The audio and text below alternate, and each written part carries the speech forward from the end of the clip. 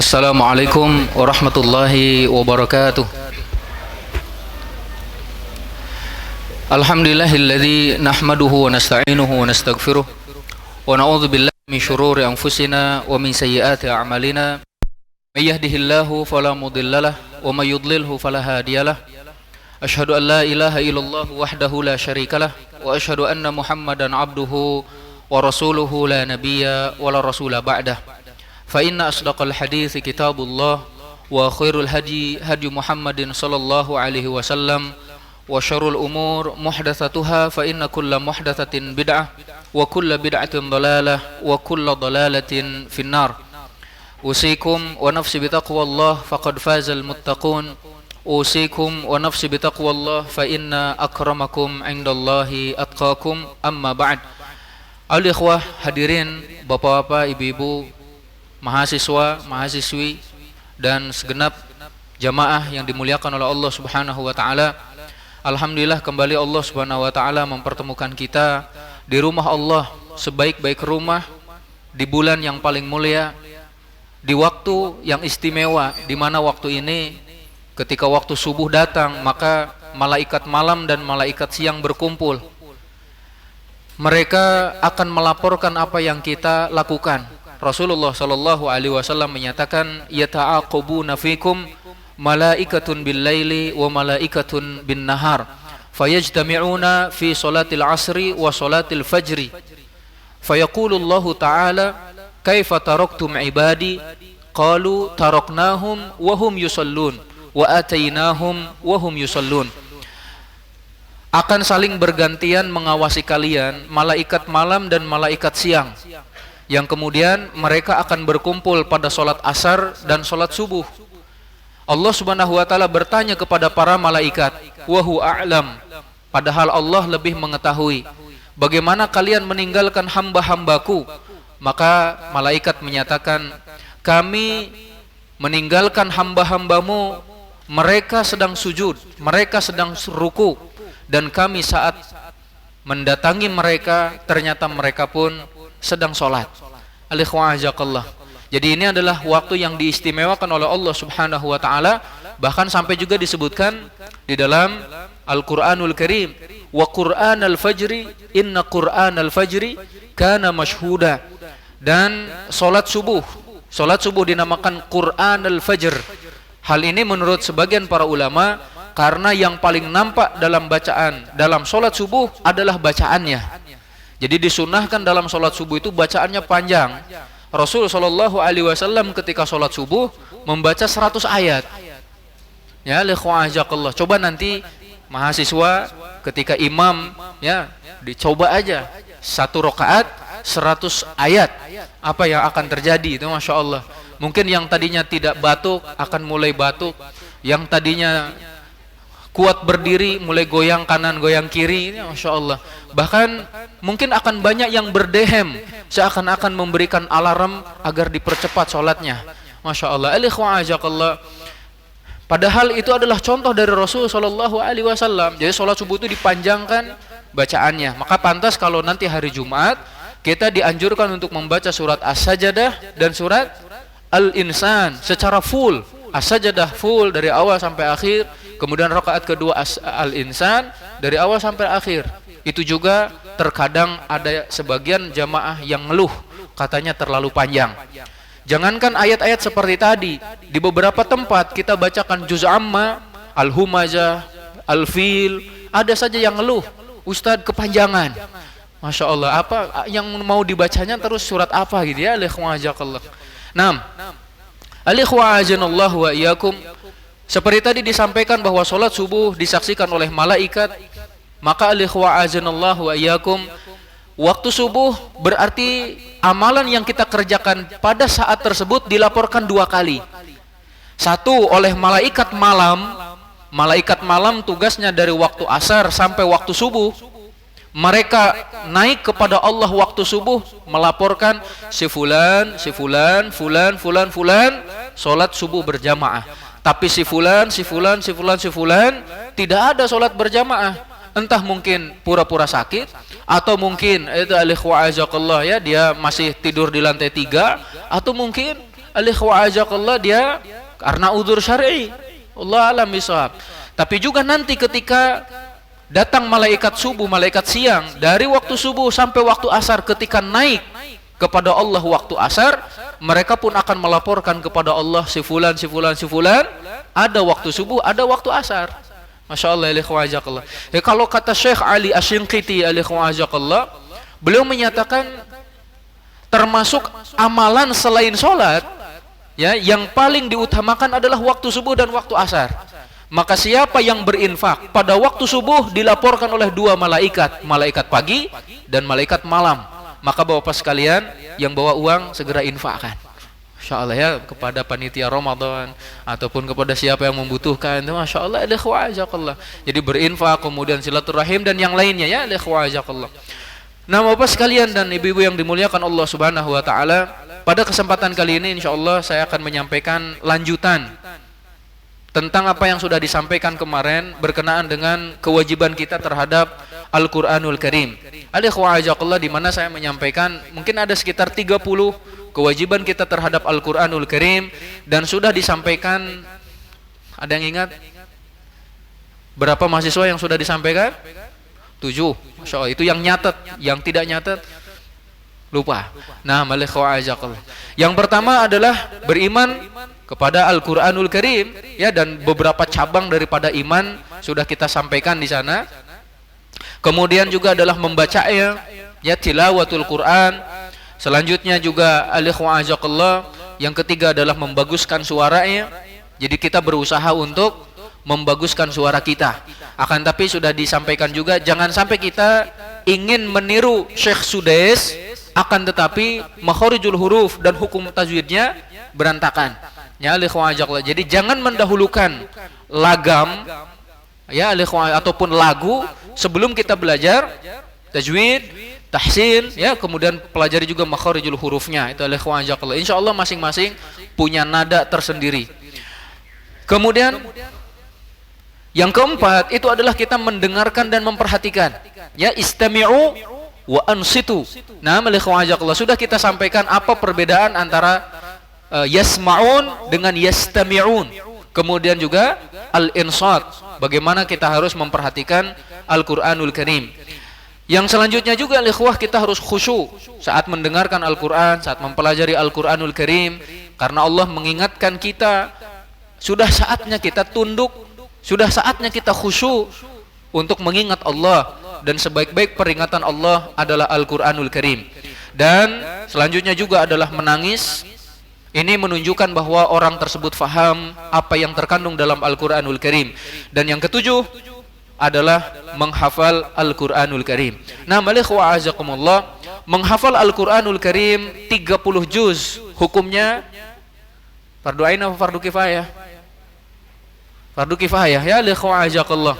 Agar Al-Qur'an ini terjaga, itu ikhwa azakumullah. Dan juga kalau sudah ada sebagian yang menghafal, maka sebagian lagi gugur. Akan tapi kalau tidak ada satupun yang menghafal Al-Qur'anul Karim, maka nanti menjadi berdosa. Itu ikhwa azakallah. Dan sudah kita sampaikan, jika seluruh mushaf yang ada di muka bumi ini ditahrif, dirubah, ya, ikhwa azakallah, oleh musuh-musuh Islam, maka sesungguhnya Al-Qur'an yang ada di dalam hati tidak akan pernah terubah insyaallah. Nah, yang kedelapan, ikhwa azakallah, kita lanjutkan bahwa kewajiban kita terhadap Al-Qur'anul Karim adalah memahaminya. Nah, memahami apa yang kita baca, Bapak sekalian. Bukankah tujuan ketika diturunkan Al-Qur'an salah satunya adalah agar difahami? Maka ikhwa azanallahu wa iyyakum, percuma kalau kita membaca tapi tidak faham. Sebagian orang mengatakan seperti ini, ikhwa azakallah, saya termasuk orang merugi. Ketika ditanya, kenapa Anda mengatakan seperti itu? Dia melanjutkan, saya setiap kali sholat hanya membaca surat-surat pendek. Baina An-Nas wal Ikhlas, ya. Jadi kalau enggak surat An-Nas ya Al-Ikhlas. Kalau enggak Al-Falaq ya Al-Lahab. Ya, kalau enggak An-Nasr ya Al-Kafirun. Contohnya itu al-ikhwa azakallah. Jadi hanya surat-surat pendek saja. Maka kita sampaikan al-ikhwa azakallah, hal tersebut bukan merupakan kerugian. Tapi yang merupakan kerugian dengan sebenar-benar kerugian ketika kita tidak memiliki hafalan Al-Quran atau hanya memiliki hafalan surat-surat pendek ditambah tidak memahaminya. Coba sekarang selain mahasiswa diharap diam. Apa makna ilafi? Li ilafi. Apa maknanya? Selain mahasiswa diam. Mahasiswa silahkan jawab. Li ilafi Quraisy. Ilaf apa artinya? 1, 2, 3, 4, 5, 6, 7, 8, 9. Habis waktunya. Masya Allah. Ajakallah. Kita membaca li ilafi Quraisy. Bahkan ketika TPA pun insya Allah hafal. Sekarang selain mahasiswa, mahasiswa diam. Selain mahasiswa yang jawab. Li ilafi. Apa maknanya? Yang tahu boleh pulang. Kalau udah selesai. Masya Allah. Ajakallah. 6, 3, 2, 1. Habis waktunya. Ajakallah. Sekarang lagi. Allah Subhanahu wa Ta'ala contohnya menyatakan Allahus Samad.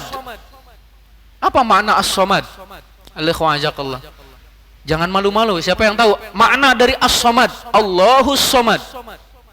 Maka di sini ada Ustadz Abdus Samad. Masya Allah. LCMA ini Masya Allah. Ajakallah. Allahus Samad. Silakan sebelah kanan. Apa makna As-Samad? Masya Allah, ada hafizul Quran. Sebelah kiri. Belakang. Ibu-ibu. Ya. As-Samad, tempat bergantung. Naam. Ajakallah. Ada lagi maknanya? Ajakallah. Jadi kita tegaskan bahwasannya salah satu hal yang menjadi kerugian bagi kita adalah kita saat kita hanya menghafal surat-surat pendek tapi tidak memahami maknanya. Qul huwallahu ahad, Allahus samad, lam yalid wa lam yulad wa lam yakul lahu kufuwan ahad. Kata Rasul sallallahu alaihi wasallam, al-ikhlas sepertiga Al-Qur'an. Sepertiga Al-Qur'an. Sayang enggak difahami oleh ajakallah. Al-kafirun. Sebagian para ulama menyatakan al-kafirun seperempat Al-Qur'anul Karim. Coba antum hafal enggak makna abid? Apa perbedaan antara la a'budu ma ta'budun dengan wala ana abidum ma abadtum? Apa beda a'bud dengan abid? Ajakallah. Kemudian juga surat Al-Asr wal asri hanya 3 ayat. Kata Imam Asy-Syafi'i, kalau tidak diturunkan Al-Qur'an kecuali hanya surat ini cukup. Al-Asr ajakallah. Apa itu Al-Asr? Apa itu makna daripada al-khusr contohnya itu ikhwah? Apa makna tawasobil haq? Apa makna tawasobil sabr? Apa makna iman? Apa makna amilus salihat? Ajakallah. Ini membutuhkan pemahaman. Makanya ajakallah, kita bukan sekedar membaca Al-Qur'an, bukan sekedar menghafal Al-Qur'an, tapi tingkatkan lagi, mulailah fahami Al-Qur'anul Karim. Ajakallah. Apalagi mahasiswa mungkin tinggal 2 bulanan lagi nanti akan ada yang diwisuda, masing-masing akan dikirim ke berbagai daerah entah luar negeri atau dalam negeri. Ajakallah. Maka yang sangat dituntut adalah basic berkenaan dengan Al-Qur'anul Karim. Fahami Al-Qur'anul Karim. Memahami Al-Qur'anul Karim itu ajakallah bisa dengan Al-Qur'an itu sendiri. Jadi nanti masuk ke dalam tafsirul Qur'an bil Qur'an. Jadi Al-Qur'an dengan Al-Qur'an, Al-Qur'an dengan As-Sunnah, Al-Qur'an dengan aqwalus sahabah, Al-Qur'an dengan aqwalut tabi'in, Al-Qur'an dengan bahasa Arab. Kata Ibnu Abbas radhiyallahu anhu, tafsir itu kan ada 4 macam. Yang pertama tafsir yang hanya diketahui oleh Allah.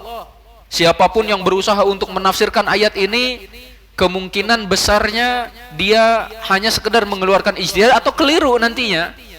Alif lam mim, alif lam ra itu ya. Kemudian nun, qaf dan sebagainya. Tidak ada yang mengetahui makna tersebut kecuali Allah. Kemudian tidak ada yang mengetahui kapan terjadinya hari kiamat, contohnya itu kan Allah. Jadi wa ma ya'lamu ta'wilahu illallah, contohnya adalah makna daripada ta'wil salah satunya adalah kapan kejadiannya. Kalau dalam Al-Qur'an disebutkan tentang hari kiamat, kapan terjadinya hari kiamat hanya Allah yang tahu. Kalau ada yang menafsirkan hari kiamat akan terjadi pada tanggal 21, contohnya bulan 2 tahun 2021, itu kan keliru. Itu ajakallah. Yang kedua, tafsir yang diketahui oleh para ulama. Ya, azakallah. Maka di sini warasikhuna fil ilmi. Nah, mereka adalah orang-orang yang mendalam dalam pengetahuannya. Yang ketiga, tafsir yang diketahui melalui bahasa Arab. Nah, azakallah. Maka antum di pesantren ini sangat dituntut untuk memahami dan bisa berbahasa Arab. Alhamdulillah di sini dibimbing oleh Syekh Abdul Qawi, masya Allah ya, azakallah. Insya Allah antum nanti akan menjadi ahli bahasa insya Allah ya, azakallah. Kemudian yang keempat, Al-Quran ataupun tafsir yang diketahui oleh seluruh manusia. Saat dia membacanya, dia faham. Nah, azakallah. Perintah untuk mendirikan sholat, perintah untuk menunaikan zakat, dia tahu ya, azakallah. Akan tetapi rinciannya nanti melalui penjelasan para ulama. Nah, azanallahu wa iyyakum. Kita kasih contoh beberapa ayat Al-Quran ditafsirkan dengan Al-Quranul Karim. Nah, Allah menyatakan wabashiris sabirin, contohnya, berikanlah kabar gembira kepada orang-orang sabar. Nah, siapakah orang sabar? Maka dijelaskan kriterianya di ayat setelahnya. Alladzina idza asabathum musibah qalu inna lillahi wa inna ilaihi raji'un. Yaitu yang tertimpa musibah, mereka mengucapkan sesungguhnya kami berasal dari Allah dan kepadanya kami akan dikembalikan. Alikhwazakullah, ada seseorang bertemu dengan Fudail ibn Iyad. Saat ditanya, "Kek, berapa usiamu?" Kata kakek tersebut, "Usia saya 60 tahun." Mungkin di antara hadirin ada yang usia 60 tahun ya. Bapak berapa tahun, Pak? 60. Oh, 2 tahun lagi, masya Allah. Berapa usiamu wahai kakek? Kata kakek 60. Kata siapa? Fudail ibn Iyad belum menyatakan 60 tahun antum sudah berjalan menuju Allah, dikhawatirkan akan sampai. Maka si kakek menjawab, inna lillahi wa inna ilaihi raji'un. Sesungguhnya aku milik Allah, kami milik Allah, dan kita semua akan dikembalikan kepada Allah. Ditanya lagi, wahai kakek, faham gak makna inna lillahi wa inna ilaihi raji'un? Kata si kakek, emang apa maknanya? Kata beliau, alikhwajakallah, kita jika sudah yakin milik Allah, hamba Allah, maka kita harus mempersiapkan bekal untuk bertemu dengan Allah. Nah, alikhwajakallah. Dan kalau kita sudah yakin akan bertemu dengan Allah, persiapkan jawaban atas semua pertanyaan Allah Subhanahu wa taala kepada kita. Maka si kakek tersebut merenung, kemudian bertanya lagi, wahai imam, apa yang harus saya lakukan? Sekian puluh tahun mungkin baru sadar saat ini. Kata beliau, alikhwajakallah, ahsin fima baqi, perbaiki yang tersisa, yaghfirullahu laka ma taqaddam. Itu alikhwah, perbaiki yang tersisa, insyaallah Allah akan mengampuni yang sudah berlalu. Masya Allah, alikhwajakallah. Jadi dari inna lillahi wa inna ilaihi raji'un difahami terus itu, alikhwajakallah, digali maknanya ya, alikhwah, dikeluarkan kandungan-kandungannya sehingga kita bisa mengamalkannya itu, alikhwah. Contoh lagi itu, alikhwajakallah, tafsir Al-Quran dengan Al-Quran. Ketika Allah menyatakan wahudu ila thayyibi minal qaul, ya, tunjukilah mereka kepada perkataan yang mulia. Ya, alikhwajakallah, apa sih perkataan yang mulia yang dimaksud dalam ayat ini? Ternyata Allah menjelaskan, wa qalul hamdulillahilladzi hadana lihada wa ma kunna linahtadiya laula an hadanallah. Jadi ini adalah di antara perkataan yang mulia, perkataan yang baik. Masya Allah, alikhwa'azanallah wa iyyakum. Atau contohnya juga, innalladzina kafaru ba'da imanihim thumma zdadu kufra lan tuqbala taubatuhum. Sesungguhnya orang-orang kafir setelah keimanan mereka, ya, kemudian bertambah kekafirannya, Allah tidak menerima taubat dari mereka. Nah, ini ayat umum. Allah tidak menerima taubat mereka. Dalam keadaan seperti apa mereka tidak diterima taubatnya? Maka Allah menjelaskan dalam ayat lainnya, walaisatit taubatu lilladzina ya'maluna sayyi'at hatta idza hadara ahaduhumul maut qala inni tubtul an walalladzina yamutuna wa hum kuffar. Jadi taubat itu kata Allah bukan orang-orang yang bukan bagi sesungguhnya taubat itu ya, bukan bagi orang-orang yang mengerjakan perbuatan dosa sampai datang ajal, sampai datang kematian. Ketika datang ajal tersebut dia menyatakan saya bertaubat saat ini, dan bukan pula bagi orang-orang yang mati dalam keadaan kafir. Jadi Allah tidak menerima taubat jika nyawa sudah berada di kerongkongan atau bagi mereka yang mati dalam kekafiran. Nanti dalam pembahasan ini silahkan antum perdalam dalam pelajaran tafsir ya, memahami Al-Quran dengan Al-Quran, memahami Al-Quran dengan sunnah, memahami Al-Quran dengan bahasa Arab. Jadi itu mohon maaf, beberapa bulan apa tahun ke belakang mungkin ya, ada yang menafsirkan Al-Quran itu bukan dengan bahasa Arab, tapi dengan bahasa kaumnya gitu, bahasa maksudnya dengan anggaplah bahasa Indonesia, padahal kata tersebut jelas-jelas berbahasa Arab. Makanya untuk memahami Al-Quran, lihatlah salah satunya dari kamus-kamus bahasa Arab, apa maknanya, yang kemudian nanti ditambah dengan pendapat para sahabat, pendapat para tabi'in, dan yang mengikuti mereka dengan kebaikan. Kita pun harus sadar bahwa aliran-aliran yang menyimpang, baik itu Khawarij, Mu'tazilah, Syiah ya, kemudian juga Jahmiyah, Mu'tazilah dan yang lainnya, mereka menafsirkan Al-Quran, memahami Al-Quran dipengaruhi oleh keyakinannya. Jadi mereka itu tidak memahami Al-Quran dengan sebenarnya. Itu ingat, perlu digarisbawahi, kekeliruan dalam akidah ya, kekeliruan dalam akidah akan menghantarkan seseorang pada kekeliruan dalam tafsir. Dan ini adalah sebab utama kenapa tafsir satu kelompok itu menyimpang, karena keyakinannya terlebih dahulu menyimpang. Antum buka dalam Muqaddimah fi Usuli Tafsir yang kemudian diulang-ulang terus itu kata Syekhul Islam Ibnu Taimiyah, salah satu kesalahan dalam tafsir ataupun penyimpangan dalam tafsir, suatu kaum yang sudah meyakini sebuah makna, sebuah keyakinan ya, sebuah madhab, mencari-cari penguatan dari Al-Quran ataupun dari hadis. Jika sesuai dengan hawa nafsunya dibawakan, jika tidak sesuai dengan hawa nafsunya mereka takwilkan sesuai dengan madhabnya ya, mereka simpangkan, mereka tahrif. Contoh, orang-orang Syiah menyatakan ya, marajal bahraini yaltaqiyan, ketika dua lautan saling bertemu, itu adalah Fatimah dan Ali. Kata orang Syiah, Fatimah dan Ali ketemu, marajal bahraini yaltaqiyan, bainahuma barzakhul la yabghiyan, di antara kedua lautan ini ada dinding pemisah yang begitu kuat. Di antara Fatimah dan Ali ada Nabi Muhammad SAW. Mereka nggak bisa ketemu kecuali melalui Nabi Muhammad SAW, melalui akad nikah. Kemudian di ayat seterusnya itu ya, yakhruju minhumal lu'lu' wal marjan, keluarlah dari Fatimah dan Ali ini Hasan dan Husain. Ini kan menafsirkan Al-Quran sesuai dengan keyakinan mereka.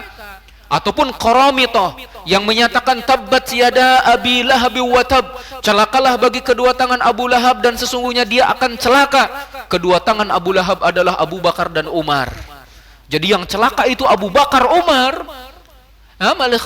Ditambah lagi, innallaha ya'murukum an tadbahu baqarah, Allah menyuruh kalian untuk menyembelih seekor sapi betina. Maksudnya adalah Aisyah. Na'udzubillah. Ini orang-orang Syiah yang menyimpangkan makna daripada Al-Quranul Karim. Ada juga satu golongan yang menafsirkan firman Allah Subhanahu wa taala, jadi aqimis sholata tarafain nahar wa zulafa minal lail innal hasanat yudhibna sayyiat. Dirikanlah sholat di ujung siang, di akhir malam, karena sesungguhnya kebaikan itu akan menghapuskan keburukan. Mereka melihat sebab turunnya. Katanya sebab turunnya adalah ada seorang laki-laki, dia berprofesi sebagai dokter, sebagai tabib. Ini bukan tabib Iskandar ya, insyaallah. Datang seorang pasien akhwat, kemudian dia tergoda olehnya, diciumnya perempuan ini. dia kemudian merasa bersalah, ya, ingin bertaubat, datang kepada Rasul sallallahu alaihi wasallam, "Ya Rasulullah, saya melakukan dosa ini dan itu. Apa taubatnya? Bagaimana kafarahnya?" Rasulullah diam, tidak menjawab, menunggu wahyu. Karena tidak dijawab, laki-laki ini mau pulang, dipanggil lagi. "Kemari wahai fulan." Allah menyatakan, disebutkan ayat tadi, maka ada orang menyimpang menyatakan boleh mencium wanita bukan mahram dengan syarat qiyamul lail. Masya Allah, ikhwajakallah.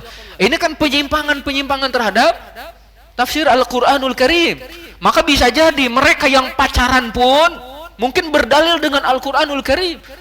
"Inna khalaqnakum min dzakari wa untha wa ja'alnakum," gimana itu? "Syu'uba wa qabaila lita'arafu." Masya Allah, ikhwajakallah. Ayat ini dijadikan pembolehan untuk pacaran. Na'udzubillahi min dzalik. Kita ikhwajakallah. Atau juga dari hadis, ini siapa yang mencintai seseorang hendaknya dikabarkan, "Inni uhibbuki fillah," ya, disalahgunakan itu.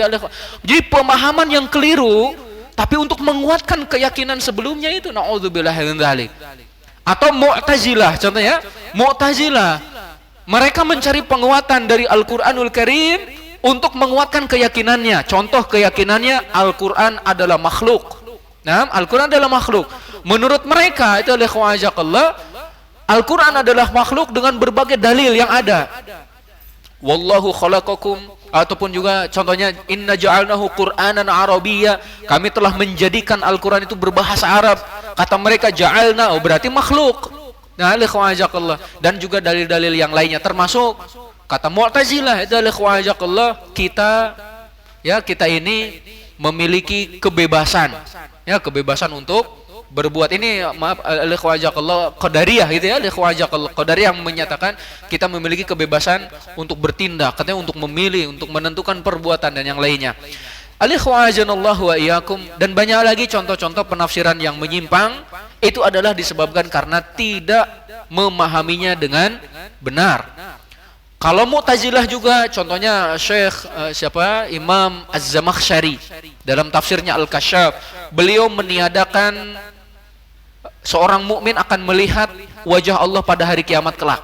Nah, hari kiamat kelak kita tidak akan bisa melihat Allah, kata beliau. Karena Allah berfirman, "La tudrikuhul absar wa huwa yudrikul absar." Atau juga berkenaan dengan firman Allah Subhanahu wa taala, "Wujuhu yawma idzin nadhirah ila rabbiha nadhirah." Makna nadhirah, jadi pada hari tersebut ada wajah yang berseri-seri, mereka melihat wajah Allah. Kata Az-Zamakhsyari rahimahullah, ya, kata Az-Zamakhsyari belum menyatakan nadhirah di sini maknanya adalah menunggu. Ya, ila rabbiha nadhirah. Ila bermakna nikmat. Jadi mereka menunggu-nunggu kedatangan nikmat Allah, bukan mereka melihat wajah Allah. Itu kata Zamakhsyari. Sedangkan Ahlu Sunnah wal Jamaah meyakini bahwa kaum muslimin yang masuk ke dalam surga, mereka akan melihat wajah Allah Subhanahu wa ta'ala. Al-ikhwajakallah, berkenaan dengan memahami Al-Quranul Karim pun, ya, ada seorang tabi'in, Abu Abdurrahman As-Sulami, beliau menyatakan bahwa telah mengabarkan kepada kami sahabat-sahabat Rasul sallallahu alaihi wasallam, di mana mereka adalah guru-guru kami dalam Al-Qur'anul Karim. Mereka itu mengambil Al-Qur'an dari Rasul, mempelajari Al-Qur'an hanya 10 ayat saja. Mereka tidak menambah hafalan sebelum mereka benar-benar memahami dan mengamalkan, sehingga mereka menggabung antara Al-Qur'an dan amal, antara ilmu dan amal. Sehingga benar kalau ada seorang sahabat yaitu Abdullah ibn Umar, beliau menghafal surat Al-Baqarah 8 tahun. Surat Al-Baqarah 8 tahun.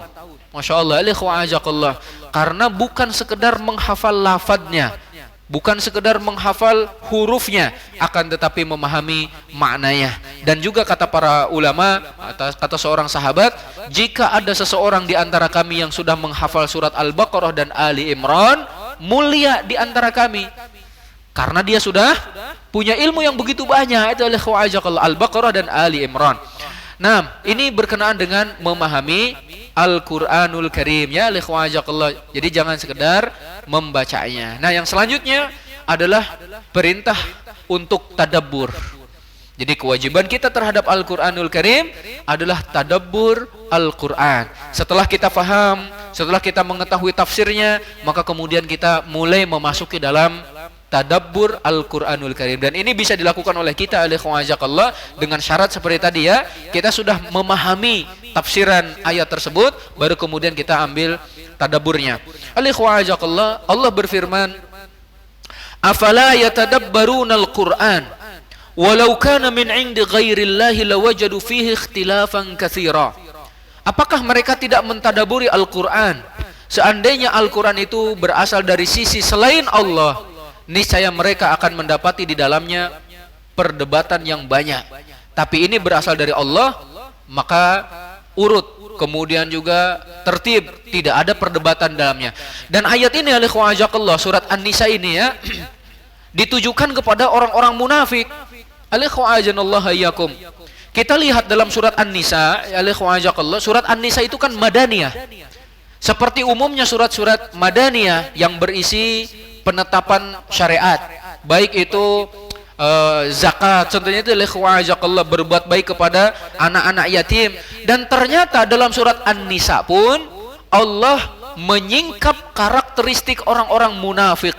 Salah satunya mereka tidak mentadaburi Al-Quranul Karim.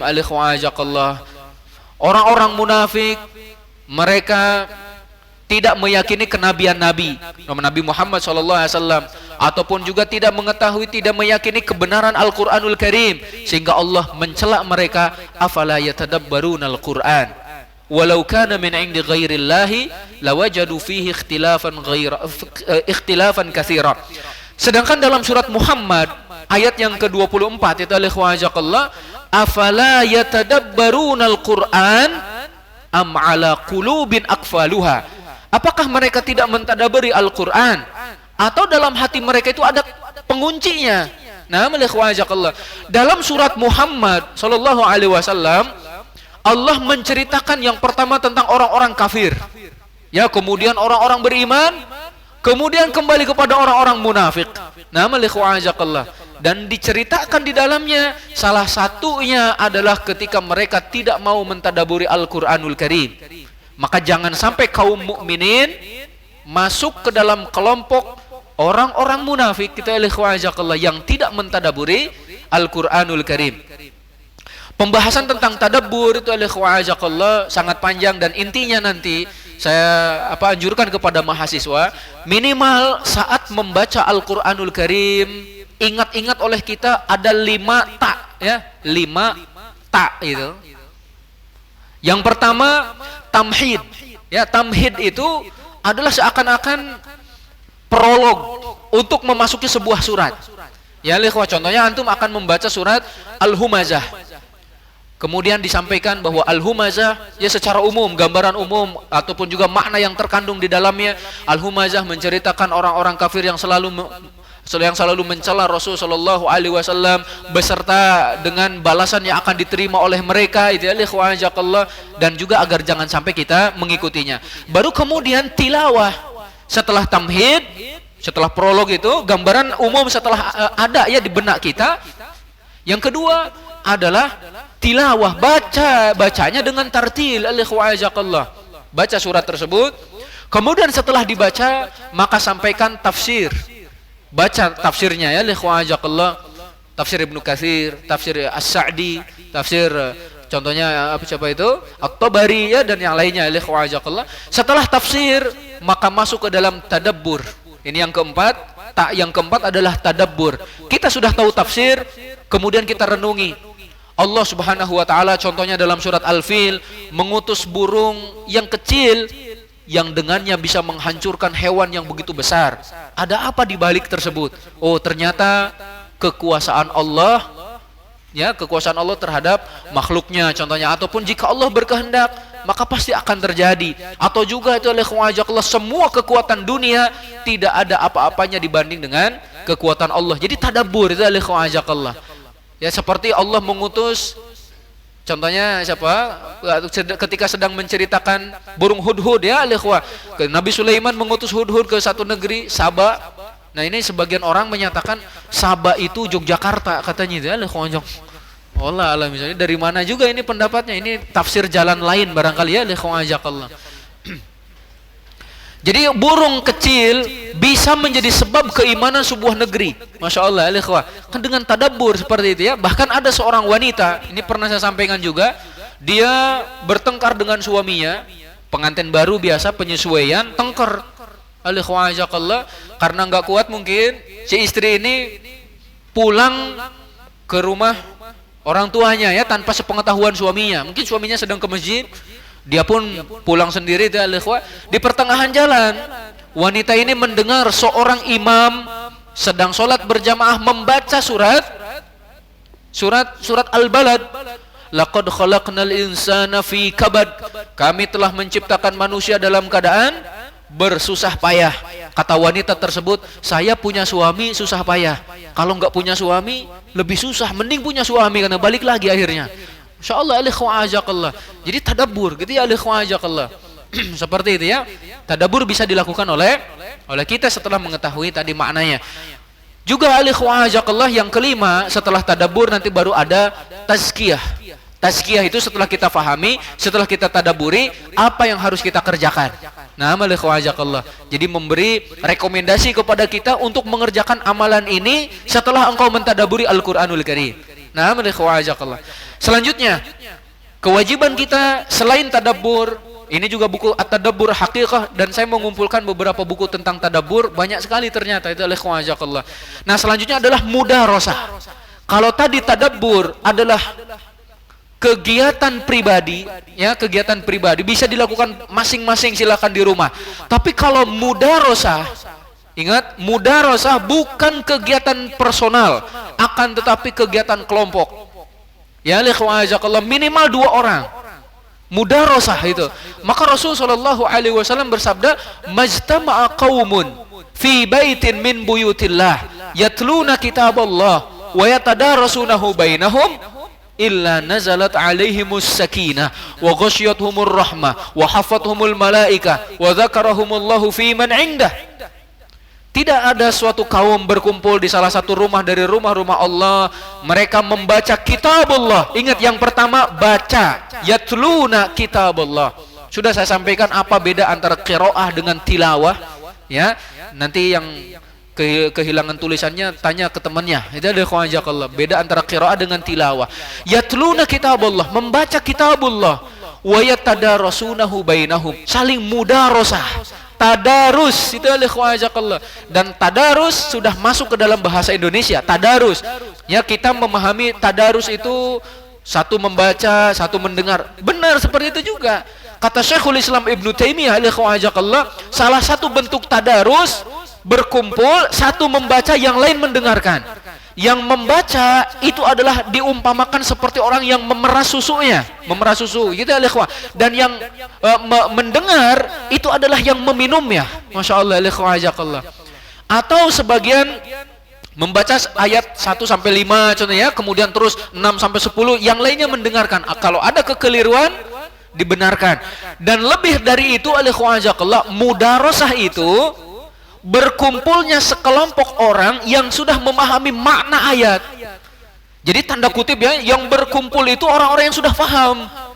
Masya Allah, jangan sampai anak-anak TK dikatakan mudarasah contohnya ya, saling tukar pikiran, memberikan ide ataupun saya mengambil istimbat, mengambil tadabbur dari ayat ini seperti ini. Bukan levelnya kalau TK itu ikhwajakallah. Maka di sini adalah ahli ilmu, mereka berkumpul, mereka saling bertukar pikiran. Saya mengambil tadabbur dari ayat ini seperti ini, kemudian yang lainnya juga seperti itu ikhwah. Sehingga yang lainnya menyatakan, alhamdulillah saya baru mendengar ilmu ini gitu ya, saat tadabbur, saat mendengarkan apa yang antum sampaikan. Masya Allah, mas sekali-kali nanti mahasiswa ya yang sudah memahami Al-Qur'anul Karim coba mudarasah di sini. Apa yang antum pahami dari ayat ini? Masya Allah, ikhwajakallah, mudarasah ya. Apa yang akan didapatkan bagi mereka yang mudarasah ini, tadarus Al-Qur'an ini? Yang pertama, nazalat alaihimus sakinah, diturunkan ketenangan. Masya Allah, mereka nggak banyak mikirin hutang karena nggak punya. Itu ikhwajakallah. Ya, jadi tenang hatinya itu. Kemudian juga wa ghasyiyatuhumur rahmah, rahmat Allah meliputi mereka. Wa hafathumul malaikah, malaikat menaungi mereka.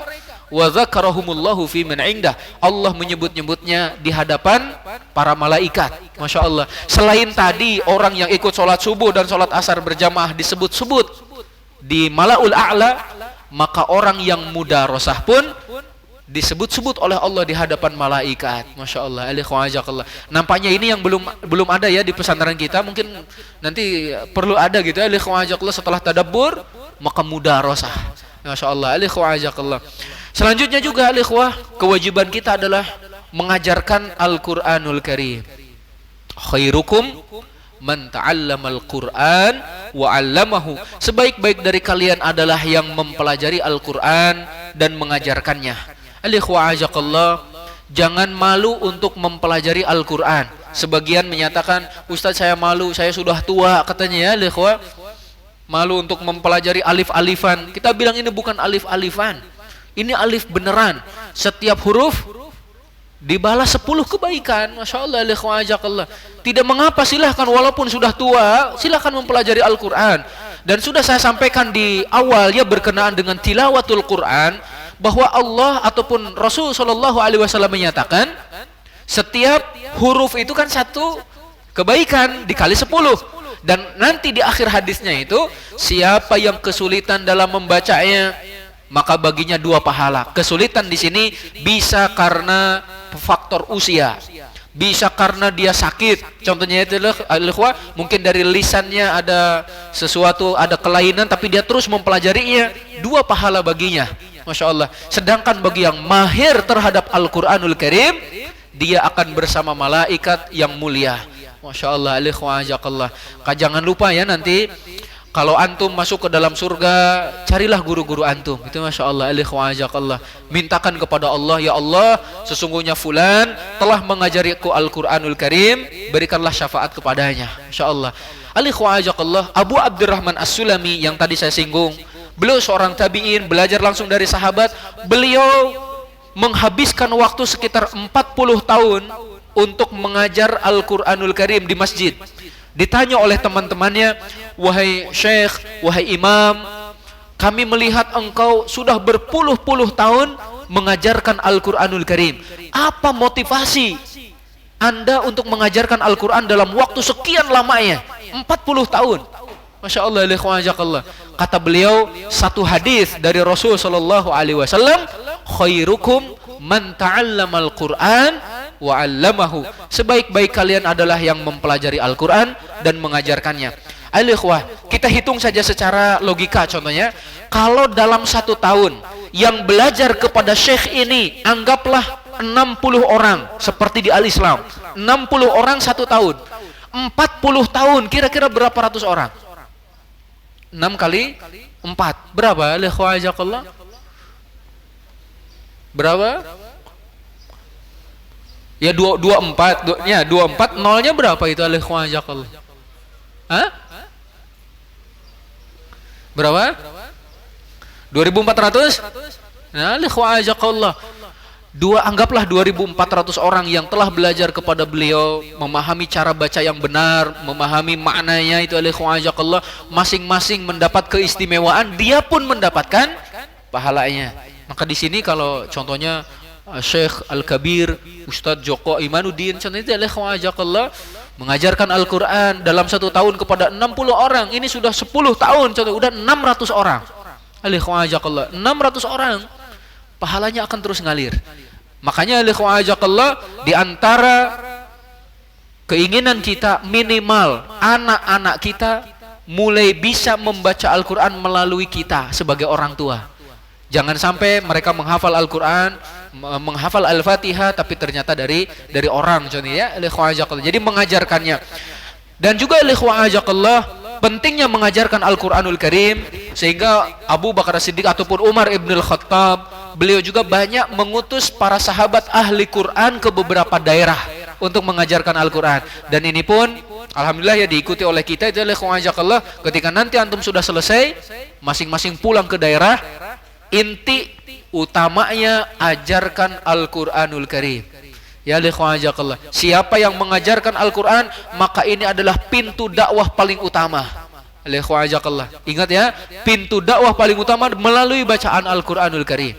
Bagaimana mungkin kita akan berdakwah kalau enggak menyampaikan Al-Qur'anul Karim? Nah, selanjutnya juga al-ikhwah, setelah kita mengajarkan Al-Qur'an, ini saya singkat-singkat, adalah kita mengamalkannya. Ingat al-ikhwah ajakallah, mengamalkan Al-Qur'an tidak cukup hanya dengan membaca ayat. Sebagian orang menganggap membaca Al-Quran termasuk mengamalkan, ataupun cukup dengan mengamalkan itu cukup dengan membacanya. Kan keliru itu, Allah. Amalkan kandungan Al-Quranul Karim, karena Al-Quran akan menjadi hujjah bagi kita, atau akan menghujat kita itu. Wal Qur'anu hujjatun laka au alaika. Al-Quran itu akan menjadi penguatmu, akan menghujatmu. Itu tergantung kita aja itu, Allah. Dalam surat Al-Baqarah, ini sudah saya bacakan dalam berkenaan dengan tilawatul Quran, alladzina atainahumul kitab yatlunahu haqqa tilawati ulaika yu'minuna bih wa may yakfur bihi fa ulaika humul khasirun. Orang-orang yang telah kami beri Alkitab, mereka membacanya dengan sebenar-benar bacaan. Merekalah orang yang beriman kepadanya, dan siapa yang kufur kepadanya, sesungguhnya mereka termasuk orang-orang yang rugi. Orang yang membaca Al-Quran dengan sebenar-benar bacaan adalah menghalalkan apa yang dihalalkannya, mengharamkan apa yang diharamkannya, tidak menyelewengkan maknanya. Sehingga kata Abdullah ibn Mas'ud radhiyallahu anhu, beliau menyatakan, sesungguhnya makna membaca Al-Quran dengan sebenar-benar bacaan, menghalalkan apa yang dihalalkan, mengharamkan apa yang diharamkan, membacanya seperti diturunkan dan tidak menyimpangkan maknanya, ya. Kemudian juga tidak menakwilkan dengan takwilan yang menyimpang. Itu al-ikhwah. Ini makna haqqa tilawati. Dan dalam Al-Qur'an nanti ada beberapa kata haqqa, ya. Ada haqqa tuqati, ada haqqa jihadi, dan ada haqqa tilawati. Dengan sebenar-benarnya itu, sebenar-benarnya takwa, sebenar-benarnya jihad, dan sebenar-benarnya membaca Al-Quranul Karim. Karena nanti al-ikhwah, kata Rasulullah SAW, akan ada sekelompok manusia membaca Al-Quran gak sampai ke kerongkongannya, hanya sekedar dibaca. Mereka adalah ciri, kata Rasulullah, ciri orang-orang Khawarij. Inna min di'di hada katanya, dari keturunan orang ini, kata Rasulullah SAW, akan ada sekelompok manusia membaca Al-Quran tapi gak sampai di kerongkongannya. Mereka keluar dari Islam seperti anak panah keluar dari busurnya. Masya Allah. Mereka memerangi ahlul Islam tapi membiarkan para penyembah berhala. Itu ciri Khawarij. Ditambah juga orang munafik.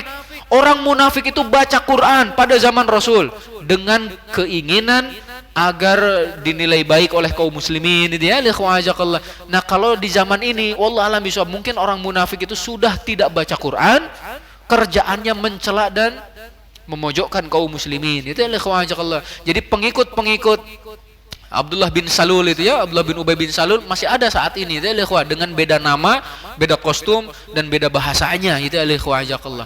Yang selanjutnya juga kewajiban kita adalah berjihad dengan Al-Quranul Karim. Fala tuti'il kafirina wajahidhum bihi jihadan kabira. Jangan kalian taati orang-orang kafir, jihadlah kepada mereka dengan jihad yang sebesar-besarnya. Maka salah satu maknanya adalah jihad dengan Al-Quranul Karim. Yang selanjutnya, kita ringkas saja, al-ikhwah, kita harus mendahulukan Al-Quranul Karim daripada kitab-kitab yang lainnya.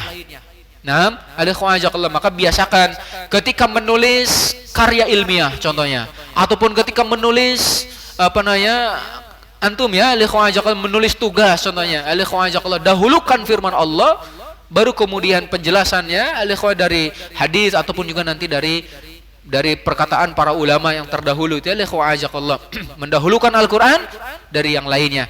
Ini juga sifat orang-orang yang beriman.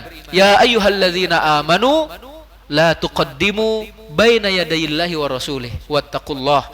Jadi wahai orang-orang yang beriman, janganlah kalian mendahului Allah dan Rasulnya, dan bertakwalah kalian kepada Allah. Jangan mendahului Al-Quran, jangan mendahului sunnah, jangan menyelisihi Al-Quran, jangan menyelisihi sunnah, baik dalam perkataan ataupun perbuatan.